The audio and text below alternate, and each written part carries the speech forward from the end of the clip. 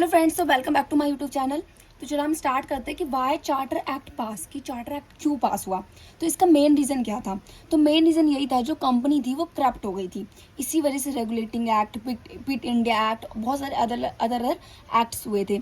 और इसी वजह से चार्टर एक्ट भी पास हुआ था कि जो 1813, 1833 और 1853 ये तीनों पास हुए थे। अब चार्टर एक्ट का मेन रीज़न तो ये भी था कि तो करप्ट हो गई थी। दूसरा क्या था कि जो ब्रिटेन के ट्रेडर्स थे, क्योंकि तुम्हें पता है कि जो ईस्ट इंडिया कंपनी थी वो एक प्राइवेट कंपनी थी, प्राइवेट ब्रिटिश कंपनी थी। और उन्हें एलिजाबेथ ने भेजा था कि वहाँ पे एशिया में ट्रेडिंग करने के लिए, और उनको मोनोपोली मिल रखी थी कि वो ही सिर्फ ट्रेडिंग कर सकते हैं।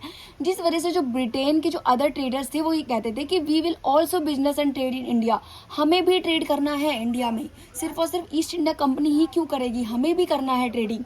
तो उनका ये कहना था। तो जिस वजह से जो ब्रिटिश की पार्लियामेंट थी वो थोड़ी स्केर्ड थी।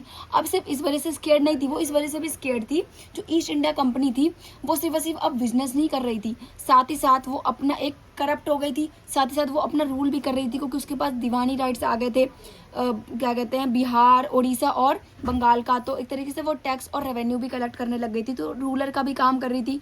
तो उनको ऐसा लग रहा था कि जो ईस्ट इंडिया कंपनी है वो एक सेपरेट किंगडम बना लेगी इंडिया में। तो इस वजह से जो है ब्रिटिश पार्लियामेंट को एक्शन लेना पड़ा।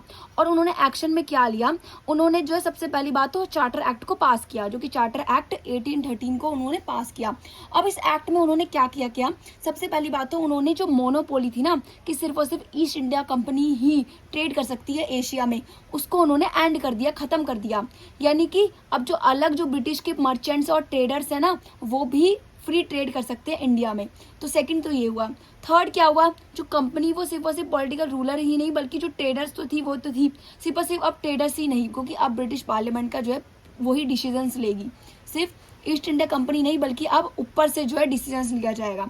तो उसके बाद क्या हुआ, जो साथ ही साथ परमिशन दी गई क्रिश्चियन मिशनरीज को कि वो इंडिया जाए। और साथ ही साथ उन्होंने क्या किया कि कंपनीज को बोला कि वो जो है एजुकेशन में मनी खर्च करेंगे, मतलब 1 लाख रुपए हर साल वो एजुकेशन के ऊपर खर्च करेंगी, स्पेंड करेंगी। तो इस तरीके से जो है चार्टर एक्ट 1813 जो है वो स्टार्ट हुआ था, पास किया गया था। तो आई होप आपको वीडियो अच्छी लगी होगी। अगर वीडियो अच्छी लगी तो लाइक एंड सब्सक्राइब करना मत भूलना। Thank you so much for watching. Bye bye.